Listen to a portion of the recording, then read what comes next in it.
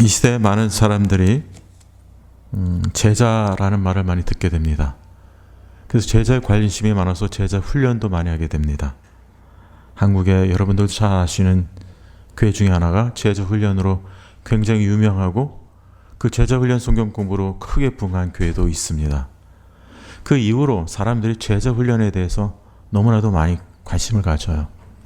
제자 훈련을 하게 되면, 제자 훈련 성경 공부를 하게 되면 내가 제자가 된다라고 생각을 하죠.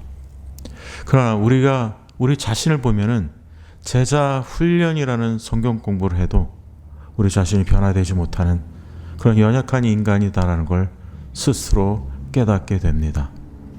제자 훈련 성경 공부가 의미가 없다는 말이 아닙니다.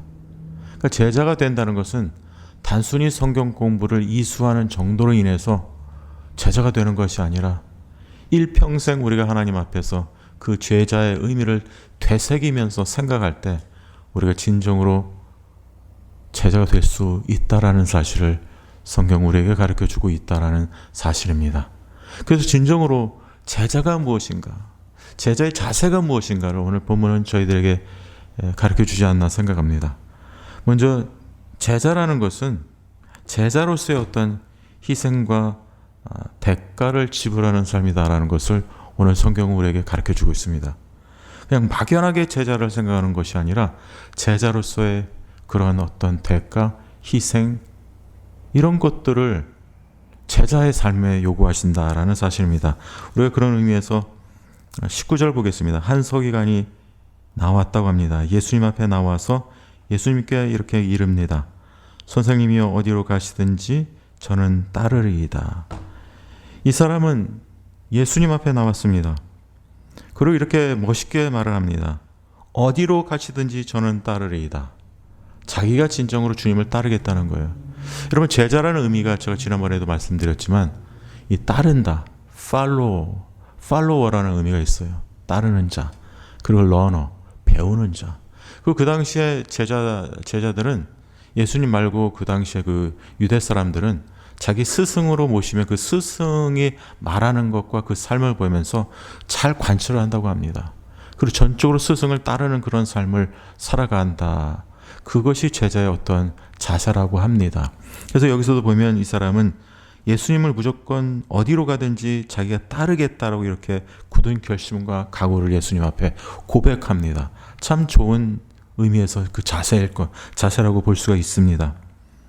예수님을 따르겠다고 합니다. 그런데 이 사람이 예수님을 따르겠다고 하는 이유가 진정으로 예수님을 확실히 알고 예수님에 대해서 바른 믿음을 가지고 예수님을 쫓고 있는가? 좀 우리는 의아해 볼 수가 있습니다. 왜냐하면은 그 예수님이 이렇게 말씀하시죠. 그 다음 절에 보면 예수께서 이르시되 여우도 굴이 있고 공중의 새도 거처가 있으되 인자는 머리 둘 곳이 없다 하시더라. 굉장히 상반된 말씀입니다. 이 사람은 자기는 예수님이 어디로 가든지 저는 주님을 쫓겠습니다. 이렇게 자기가 고백을 합니다. 아주 믿음으로 아주 신실한 그런 고백을 하고 있는데 예수님은 이렇게 말씀하세요. 여우도 굴이 있고 공중의 새도 있고 거처가 있지만 인자는 머리 둘 곳이 없다 하시더라. 무슨 말씀일까요? 여우도 굴이 있습니다. 새도 거처가 있습니다. 이런 만물의 어떤 그런 동물이나 이런 생물들은 다 자기가 거하고 자기가 쉬는 공간, 자기의 집이 있다는 거예요. 거기서 편히 쉬고 먹고 마시고 먹겠죠. 그리고 자기 그 조그만 베이비들을 키우겠죠. 새끼들을 키우겠죠. 그런 거처가 있다는 거예요. 편히 쉴 거처가 있다는 것을 말해주고 있습니다. 그런데 예수님은 그런 거처가 없다라는 거예요. 여기서 보면 인자는 머리 둘 곳이 없다. 그런 쉴 만한 공간도 없고 예수님은 사람들이 막 쫓아올 때 그리고 너무 많은 사람들이 쫓아오게 되면 또 이리도 가고 우리가 요한복음에서도 보면 예수님이 오병이어의 기적의 역사를 하고 난 다음에 사람들이 막 쫓아옵니다. 막 임금 삼으려고 합니다. 그때 예수님이 취한 행동은 무리를 거르셔서 다른 곳으로 가십니다.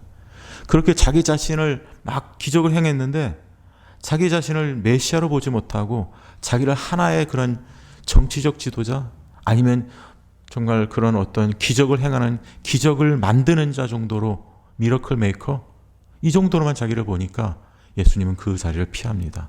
그리고 예수님을 또한 대적하는 사람도 유대인들도 있습니다. 그럴 때마다 예수님은 이리로 갔다 또 저리로 갔다 자기에 대해 오해를 하게 됐을 때 예수님은 끊임없이 그 상황에 따라 움직이십니다. 편안하게 있는 곳이 없어요. 그러니까 예수님의 마음은 지금 뭘 얘기해 주고 있느냐 하면 정말 예수님의 제자가 된다는 거. 예수님을 쫓는다는 의미가 어떤 희생과 대가를 지불하면서 예수님을 쫓아야 되는지를 먼저 말씀하고 있는 거예요.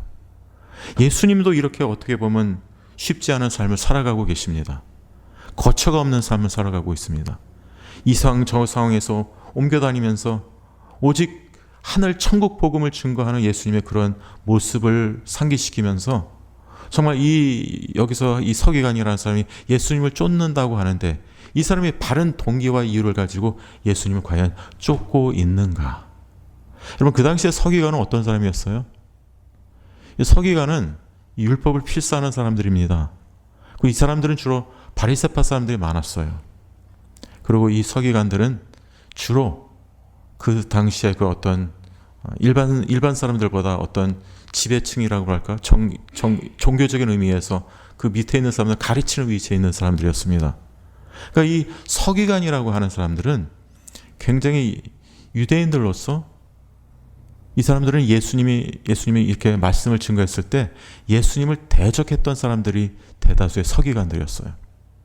예수님의 말씀을 싫어했습니다. 예수님을 대적하고 예수님을 싫어했던 사람인데 놀랍게도 이 서기관 중에 한 사람이 예수님 앞에 나와서 고백합니다. 선생님이 어디로 가시든지 저는 당신을 쫓겠나이다라고 말합니다. 근데 여기서 보면 예수님 앞에 고백했을 때 말했을 때 주님이라고 하지 않고 선생님이요 랍비라고 하는 거죠. 우리가 이전에 나와 있었던 우리가 몇 번 문두병 나병 환자도 주님이라고 그랬지 않습니까? 그것도 백부장도 뭐라고 했어요? 예수님한테 주여 다 주님이라고 고백합니다. 근데 이 사람은 주님이라고 고백하지 않고 선생님이라고 합니다. 어떤 동기로 예수님을 쫓았을까요? 우리가 이전 다루고 생략한 것을 보면은 16절을 보면 귀신 들린 사람들이 많이 데리고 와서 뭐 병도 고치고 귀신도 내쫓다고 합니다. 예수님이 마태복음 4장에 보면 또 수많은 병자를 내쫓고 귀신도 내쫓고 뭐 그런 허다한 일들을 하셨어요. 분명히 이 사람은 이 서기관은 예수님이 하신 일들에 대해서 많이 들어봤을 거예요. 그 소문으로 들어왔고 예수님이 어떤 병자도 정말 불치의 병도 고치고 그 다음에 또 귀신도 내쫓고 이런 모든 일을 하셨다라는 걸 들어왔을 것이에요. 그래서 예수님을 보면서 예수님을 만약에 내가 쫓는다면 나도 예수님처럼 유명하지 않았을까? 예수님이 정말 그렇게 능력 있는 사람인데 모르겠어요, 그거는. 근데 예수님을 쫓는다면 어떤 그런 인간적인 생각을 가지고 예수님을 쫓았을지도 모르겠어요.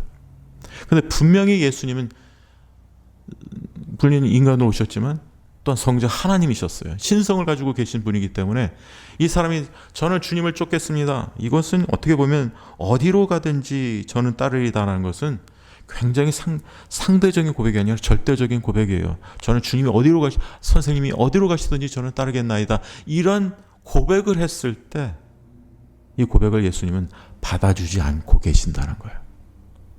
받아주지 않으시고 그로 하여금 네가 정말 나를 쫓을 때 정말 그 대가와 희생과 그리고 자기 부인을 하면서 나를 쫓을 수가 있는가 이런 것들을 묻는 것이요.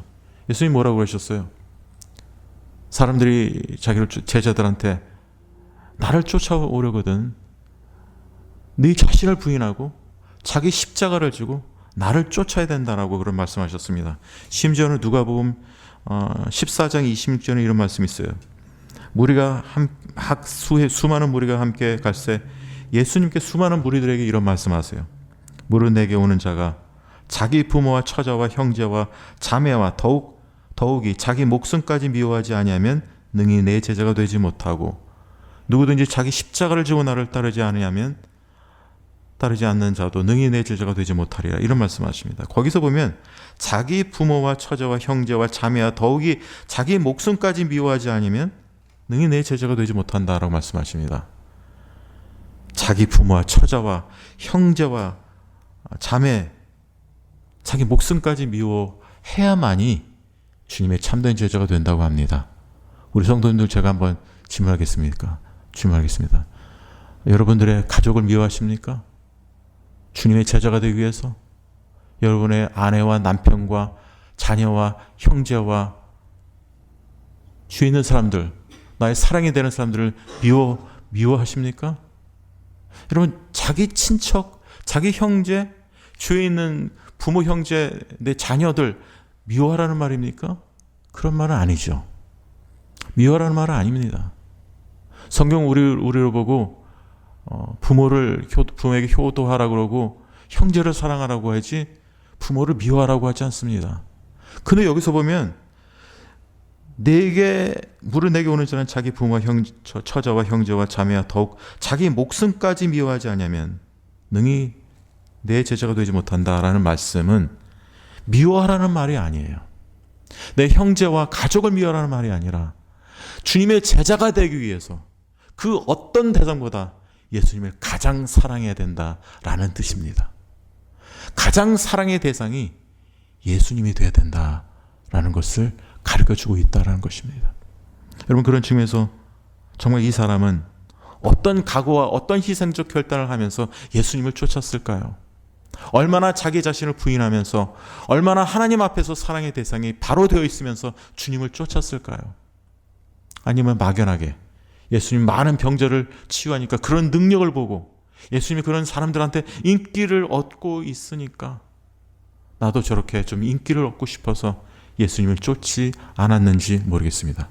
예수님은 그의 그 의도와 그가 예수님을 쫓겠다고 하는 그의 어떤 각오와 그런 말 앞에서 예수님은 이렇게 그에게 반문하시면서 말씀해주고 계신다는 거예요.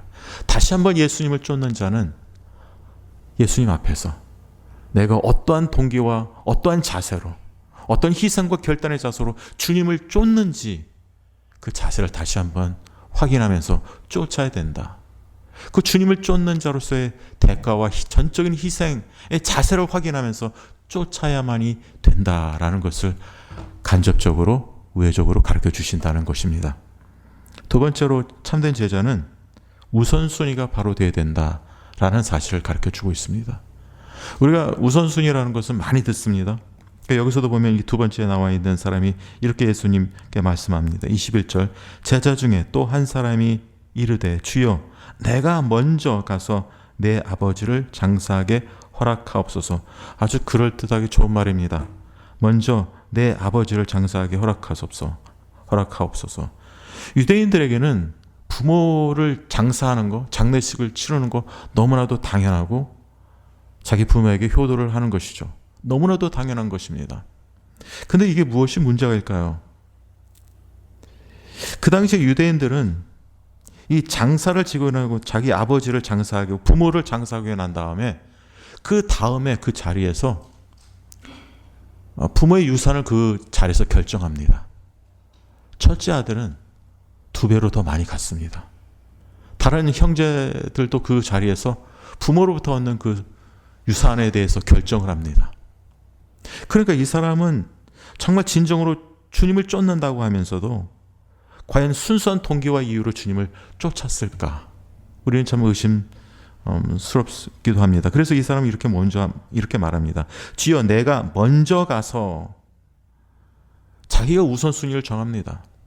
내가 주님을 쫓을 수도 있지만 일단은 먼저 내 아버지를 장사하고 난 다음에 그 다음에 쫓겠습니다. 이런 의미죠. 그래서 자기 아버지를 장사하는 것을 허락해 달라는 거예요. 그 다음에 내가 주님을 쫓겠다 이런 말을 하지 않지만 그 의미로 그가 얘기하고 있는 것이죠. 그래서 그의 우선순위는 먼저 아버지를 장사하는 거죠. 아버지를 장사하는 것이 나쁘다는 말은 아닙니다. 근데 여기 보세요. 22절에 보면 예수께서 이르시되 죽은 자들이 그들의 죽은 자들을 장사하게 하고, 죽은 자들은 자기 말고 영적으로 죽은 자들입니다. 복음을 모르는 자들, 죽은 자들이 그들의 죽은 자들을 장사하게 하고 너는 나를 따르라. 여러분, 이 죽은 사람, 영적으로 죽은 사람들은 죽은 자를 장사하지만 영적으로 살은 사람들은 죽어가는 사람들을 살려야 할 그러한 의무와 책임이 있어요. 그런 사명이 있습니다. 예수님이 보시기에는 단순히 죽은 자를 살리는 거, 죽은 자를 그냥 거기서 장사하는 게 아니라 죽어가는 사람들을 살려야 되는 그런 사명과 의미를 가지고 나를 쫓아야 된다는 것을 의미해서 예수님이 말씀하고 계신다는 거예요. 부모한테 불효하라는 말이 아닙니다. 주님을 쫓을 때 순수한 동기와 이유를 가지고 주님을 쫓아야 된다는 거예요. 주님에 대한 우선순위가 바로 되어 있어야 되는데 이 사람은 먼저 이렇게 하겠다는 거예요. 그 먼저 부모에게 아버지의 그 장사를 하고 난 다음에 장례식을 하고 난 다음에 그 다음에 얼마만한 그 돈을 상속을 부모로부터 받을지 먼저 다 챙기고 난 다음에 그 다음에 주님을 쫓겠다고 하는지도 모르겠어요. 그러니까 벌써 이런 말씀을 합니다. 죽은 자를 장사하게 되고 너는 나를 따르라 하는 이 말이 어떻게 보면 예수님 참 무정하다 라고 생각할 수 있지만 그렇지 않다라는 거예요. 진정 우선순위가 우리의 삶 속에서 예수님께 맞춰져 있는지, 주님을 쫓는 것이 가장 중요한 우선순위를 두고 우리가 주님을 쫓고 믿고 있는지, 우리에게 다시 한번 우리가 하나님 앞에서 예수님께 드리는 우선순위가 어떠한 우선순위로 주님을 쫓고 있는가를 생각해 봐야 된다는 거예요. 앞에 나와 있었던 사람들도 마찬가지죠. 자기가 예수님을 쫓겠다고 하는데 정말 예수님을 쫓는 데에서 어떤 대가와 희생, 그것을 생각하지 못하고 이 사람은 쫓고 있었을 수도 있어요. 그 두 번째 사람은 자기가 예수님을 쫓고 있는데도 여전히 육적인 것을 포기하지 못하고 육적인 것과 영적인 것을 다 취하고 싶어하는 그런 마음이 그의 마음속에는 숨겨져 있다라는 것입니다. 여러분, 주님을 쫓을 때, 주님의 제자가 될 때 우리에게 걸림돌이 되고 또 주님을 쫓을 때 우리에게 방해가 되는 것이 무엇일까요? 진정으로 주님만을 쫓는 삶을 살아가는 것이 제자의 삶인데 우리는 생각해 보지 못하는 그런 것들이 우리의 발걸음을, 제자로서의 삶을 살아가는데 걸림돌이 되는 것들이 있다라는 사실입니다. 그리고 그 제자가 되는 그런 제자로서의 어떤 희생과 결단을 우리는 생각하지 못하고 내 제자입니다. 나 정말 주님을 쫓습니다. 이렇게 말로만 고백한다라는 사실입니다. 여러분, 우리가 제자입니까? 그런 책도 있어요. 당신이 제자입니까? 여러분, 우리가 제자입니까? 정말 제자가 어떤 희생과 대가를 요구합니까? 어떠한 자세로 주님을 쫓기를 원하십니까? 어떠한 우선순위를 바로하고 주님을 쫓아가는 것을 원하실까요? 우리 우선순위를 얘기할 때 여기서도 이 사람은 내가 먼저라고 하지 않습니까? 예수님을 쫓는 게 먼저가 아니라 나의 삶 속에서 육적인 그 모든 해야 될 일들이 먼저라는 거예요. 자기가 우선순위를 정하는 거예요. 여러분, 우리는 그런 삶을 살아갑니다. 우리가 하나님 앞에 하나님을 믿고 사랑하고 쫓는다고 하지만 자꾸만 우리의 우선순위가 앞으로 나옵니다. 그것을 먼저 하고 싶습니다. 그리고 때로는 기도하면서 먼저 하나님, 제가 이걸 좀 해야 되니까 주님 좀 이해 좀 해주세요. 제가 이거 너무 급한 일이 생겼어요. 제가 이 일을 하고 좀 주님의 일을 하겠습니다. 라고 먼저라는 말을 우리는 할 때가 있어요. 말은 하지 않지만 우리의 삶이 먼저 그런 것들을 하고 있는 우리 자신을 발견하게 된다는 거예요. 그러면서 먼저 주님의 일이 아니라 그런 것들을 하면서 우리는 우리 자신을 합리화할 수가 있다라는 사실입니다. 주님, 제가 바빴기 때문에, 제가 일을 너무나 이것을 먼저 해야 되기 때문에. 여러분, 그런 마음을 가지고 우리는 주님을 쫓는다면 주님이 뭐라고 말씀하실까요? 다시 한번 이 자세는 제자로서 우리가 바른 제자도를 가지고 있는가? 주님을 쫓는다고 하는 우리들이 어떤 희생과 대가를 지불하면서까지라도 내가 그것을 다 희생한다고 해도 내가 주님을 쫓겠습니다. 이런 희생과 결단과 이런 자세가 있어야만이 여러분, 우선순위도 정립이 됩니다. 내가 주님을 쫓는 데서 주님을 위해서 내가 모든 대가와 희생과 모든 것을 지불하면서 헌신하면서 쫓겠습니다라는 자세를 가지고 있을 때 주님이 나의 제1 우선순위가 됩니다. 근데 내가 주님을 위해서 헌신하고 희생하고 모든 대가를 지불하지 않겠다고 한다면 어떻게 우선순위가 주님께 맞춰지겠습니까? 불가능하다는 것이죠. 여러분, 세 번째로 우리가 주님을 쫓는 자의 자세는 절대적으로 어떠한 상황에 관계없이 절대적으로 주님을 바라보고 신뢰해야 된다라는 사실을 가르쳐주고 있습니다. 세 번째 주님을 쫓는 자들의 자세가 이렇게 돼야 된다라고 이 이야기 속에서 가르쳐주고 있습니다. 23절, 그리고 예수님이 가르쳐주시죠. 23절 보면 배에 오르심에, 예수님이 배에 오르셨다는 거죠. 제자들이 따랐더니, 자, 이 따랐다는 말도 팔로우, 따랐다는 거예요. 근데 어떻게 따랐을까요? 24절에 보면 바다에 큰 놀이 일어났다. 놀이라는 것은 스톰입니다. 스톰. 폭풍입니다. 폭풍. 여러분들 폭풍 잘 이해되시죠? 최근에 온 폭풍, 겨울 폭풍이라고 합니다.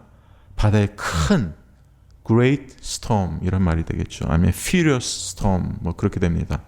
사나운 큰 폭풍이 일어났다고 합니다. 배가 물결에 덮이게 되었다고 합니다. 예수님 근데 하필 그때 예수님 주무시고 계세요. 근데 그 제자들이 나와 깨웁니다. 막 아우성치겠죠. 이르되 주여 구원하소서 우리가 죽겠나이다. 죽어가고 있다라는 거예요. 예수님이 이렇게 말씀하십니다. 어찌하여 무서워하느냐? 믿음이 적은 자들아 하시고 곧 일어나 바람과 바다를 꾸짖으니 아주 잔잔하게 되었다라고 말합니다. 근데 이 사람들이 지금 예수님이 지금 그 안에서 주무시고 계시니까 큰 막 폭풍이 일어나니까 물결이 막 그 보트에 그 배에 덮이게 되니까 그 작은 배였죠. 또 덮이게 되니까 자기들이 이제 죽겠다라고 아우성치는 거예요. 이게 무엇일까요? 근데 예수님은 어찌하여 무서워하느냐? 믿음이 적은 자들아. 이런 말씀하세요. 여기 보면 무섭다라는 말하고 믿음하고 어떤 상관관계를 얘기합니다. 그럼 우리가 진정 무서운 경우를 우리가 당해본 적이 있습니까? 무섭다라는 거. 단순히 상황적으로 아니라 우리의 내적인 어떤 마음 심리 상태도 무서움을 느낄 때가 있어요. 근데 여기서 이 사람들이 얼마나 무서웠으면은 자기들이 죽겠나이다 라고 할까요? 물이 덮여올 때 한번 생각해 보세요. 작은 배에서 물이 덮치고 있을 때 정말 죽겠다고 생각하지 않겠어요? 근데 예수님 무서워하지 말라는 거예요. 믿음이 적다라고 말씀하십니다. 아예 믿음이 없다라고는 말씀 안 하시죠? 믿음이 적다라고 하니까 그나마 다행인 것 같아요. 근데 진정 이 믿음이 무엇일까요? 저는 이 본문을 읽으면서 믿음이 무엇일까 생각했습니다. 그 왜 믿음이 부족하다고 먼저 꾸짖으시고 난 다음에 그 바다를 갈릴리 호수를 잔잔하게 했을까요? 갈릴리 호수가 너무 크기 때문에 바다라고 합니다. 근데 왜 그 호수를 이렇게 잔잔하게 했을까요? 여러분 이 사람들의 문제가 뭔지 아십니까? 왜 두려워했습니까? 왜 무서워했습니까? 저는 여기서 보니까 이 사람들은 지금 그들과 함께 하신 분이 누구라는 것을 알지 못하고 있는 거예요. 자기와 함께 하신 예수님의 그 실체에 대해서 모르고 있다는 거예요. 여러분 믿음이라는 게 뭘까요? 믿음이라는 건요, 우리로 하여금 예수님의 실체를 알게 합니다. 그리고 믿게 하는 거예요. 믿음이 있다고 하면서 예수님을 모른다? 그건 잘못된 믿음입니다. 믿음을 통해서 우리는 구원을 받고 믿음을 통해서 우리는 하나님을 알아가게 된다는 거예요. 그래서 에베소서 뭐라고 했어요? 너희는 하나님 은혜로 인하여 믿음으로 인해서 구원을 받았다고 합니다. 영어로 It is by grace you've been saved through faith. 하나님의 은혜로 믿음으로 인하여 너희가 구원을 받았나니 하나님의 은혜로 인하여 믿음으로 구원을 받습니다. 근데 그 믿음이라는 것은 어떤 것입니까? 우리를 구원해 주신 이 믿음을 가지고 있는 것은 왜 우리에게 믿음을 주셨을까요? 그리고 믿음을 온전히 가지고 못하면 왜 이렇게 두려워할까요? 여러분 진정한 믿음이 무엇을 말해주고 있습니까? 믿음을 통해서 우리는 거듭났고 구원받았다는 걸 알고 믿음을 통해서 우리는 하나님이 우리와 함께 하신다는 걸 믿게 됩니다. 그 믿음을 통해서 예수 그리스도가 누구시다는 걸 우리는 믿고 알게 되는 거예요. 왜냐하면 믿음을 통해서 우리가 구원받았기 때문에. 그러니까 믿음을 우리가 가지고 있다고 하는데 예수님이 누구신지 잘 모른다. 그것은 우리가 처음부터 다시 한번 생각해 봐야 돼요. 우리가 믿음으로 구원을 받았는가? 하나님의 은혜로 믿음으로 구원을 받았는가? 믿음으로 구원을 받았다면 우리 예수님을 온전히 알아야 됩니다. 그 믿어야 됩니다. 그리고 의지할 수 있고 신뢰할 수 있게 된다는 것을 말해주고 있어요. 여기서도 마찬가지입니다. 그들은 예수님이 함께 있다라는 것을 알고는 있어요. 그러나 예수님이 누구시다라는 것을 그들은 몰랐다는 거예요. 예수님이 전능의 주, 창조주 하나님이시다라는 것을, 성자 하나님이라는 이 사실을 그들은 믿지를 못했기 때문에 그런 두려움에 덜덜 떨고 있었다라는 사실입니다. 여러분, 진정 우리가 언제 우리가 두려워하지 않을 수 있을까요? 하나님이 우리와 함께 하신다는 이 사실. 그래서 뭐라고 했습니까? 예수님의 별칭이 임마누엘, 우리와 함께 하시는 하나님이라고 하십니다. 예수님이 하나님이세요. 우리와 함께 하시는 하나님이에요. 우리와 함께 하신다는 그 사실을 우리가 믿지 못한다면 우리가 두려워할 수밖에 없습니다. 예수님의 제자들이 생각해 보세요. 사도행전에서 성령을 받고 난 다음에 그들이 나가서 전도합니다. 그 전에 그들은 겁쟁이였어요. 말도 제대로 못하는 사람들이었어요. 물론 성령을 받아서 그들이 그렇게 담대해진 것도 사실이고, 성령 충만해서 그들이 담대히 나가서 복음을 증거한 것도 사실입니다. 그러나 한 가지, 성령을 받고 성령 충만을 받아서 그들에게 있게 된 것은 믿음입니다. 믿음으로 그들이 행하기 때문에 두려워하지 않았던 거예요. 믿음의 사람은 그런 어떤 위험하고 두렵다라고 하는 그 상황도 넉넉히 이겨나갈 수 있다라는 것이죠. 왜냐하면 예수님이 나와 함께 하신다는 사실을 믿기 때문에, 하나님이 나와 함께 하신다는 이 사실을 믿기 때문에 그 믿음을 통해서 하나님을 바라본다는 거예요. 여러분, 그러한 믿음으로 상황을 인식하시고 바라보시는 성도님들 되시길 간절히 소원하고 축원합니다. 여러분, 이 큰 폭풍을 생각하면서 저는 그런 생각을 해봤어요. 우리도 인생에서 폭풍을 만나게 되면 어떻게 될까? 여러분, 폭풍이라는 게 뭘 의미해 줄까요? 여러분, 폭풍이라는 건요, 내가 가지고 있다라고 생각하는 그 믿음의 진위성을 폭풍은 드러냅니다.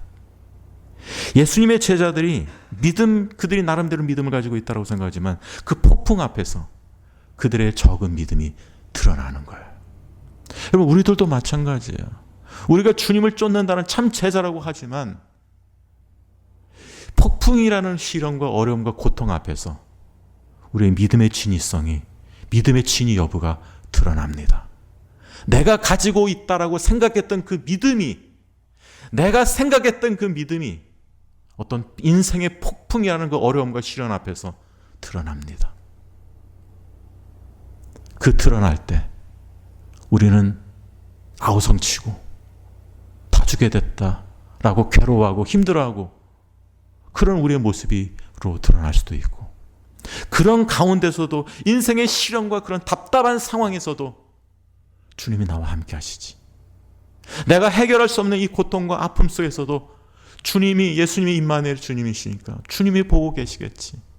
나는 도저히 이 시련을 내가 극복할 수도 없는 그런 상황이지만 그래도 하나님이 나와 함께 하신다니까, 이 인생의 시련의 폭풍 속에서 저는 주님을 바라보기를 원합니다. 주님이 나와 함께 하신다고 약속하셨으니까 제자들한테 뭐라 그랬어요?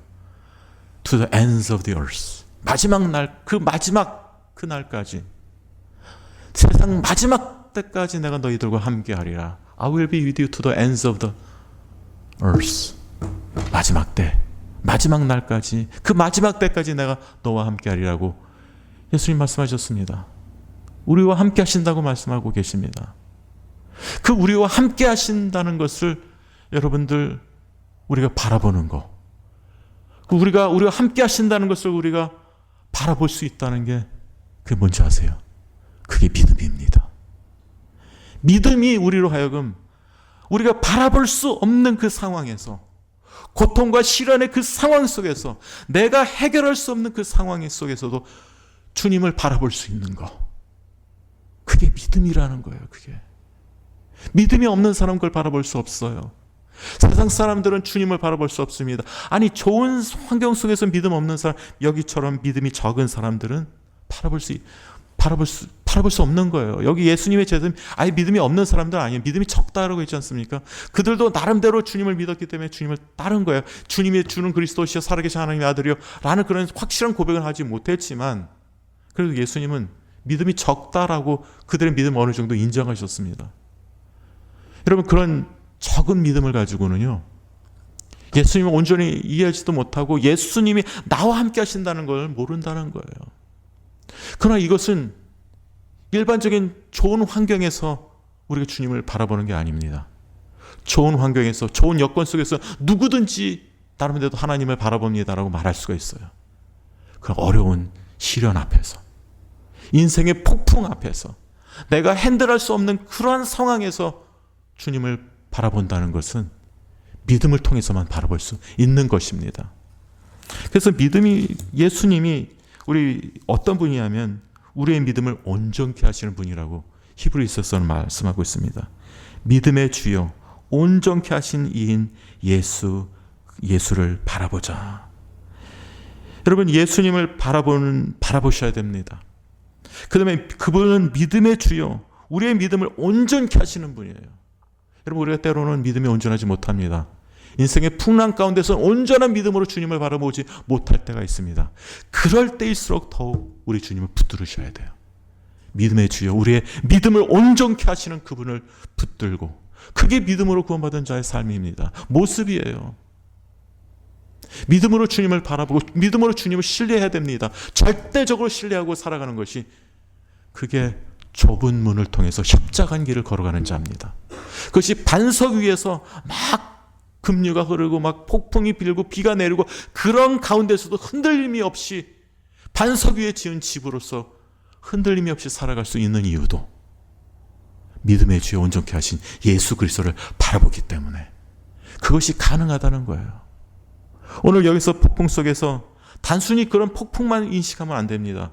이 폭풍이 주는 의미가 정말 우리의 모습 그대로 주님을 믿노라고 하는 우리의 정말 이 믿음의 진위성, 믿음이 있다고 하는 우리의 그 믿음을 온전히 드러내 주셔서, 내가 주님을 믿노라고 하면서도 주님을 온전히 쫓지 못했습니다. 온전히 바라보지 못했습니다. 라고 하는 것을 이 폭풍, 이 인생의 시련이 우리로 하여금 깨닫게 해주시는 거예요. 시련과 어려움은 우리 자신의 실제 모습을 드러내 주십니다. 그럴 때 우리 성도님 어떻게 하셔야 되겠어요? 엎드리셔야 돼요. 기도하셔야 돼요. 하나님, 내가 주님을 믿노라 하고 주님을 트러스트하고 신뢰하고 쫓아가는 삶을 산다고 하지만 여전히 주님을 바라보지 못했습니다. 인생의 시련 앞과 고통 앞에서는 여전히 쓰러지는 그런 연약한 내 자신을 바라보게 됩니다. 하나님, 그러한 시련 앞에서도 주님을 묵묵히 믿음으로 쫓아가기를 원합니다. 주님만을 신뢰하기를 원합니다. 여러분, 이게 믿음으로 되어지는 신앙 고백이요, 믿음으로 우리가 주님을 바라볼 수 있다라고 가르쳐 주시고 계시는 것입니다. 오늘 인생의 시련 앞에서, 폭풍 앞에서 우리 성도님들은 어떠한 자세를 가지고 주님을 쫓으시겠습니까? 첫 번째, 주님을 쫓겠다고 하는 사람은 주님을 진정으로 쫓는 대가와 희생과 전적인 희생, 헌신이 무엇인지 그 의미를 모르고 쫓겠다고 합니다. 두 번째 사람은 우선순위가 제대로 되어 있지 않았습니다. 세 번째, 제자들은 주님을 쫓는다고 하는데도 어려운 시련 앞에서, 폭풍 앞에서는 아우성칩니다. 그리고 주님을 주님을 온전히 바라보지 못하고 주님이 나와 함께 계신다는 그런 믿음으로 주님을 바라보지 못한다는 거예요. 이게 다 제자로서의 온전한 모습을 우리에게 가르쳐주고 있다는 거예요.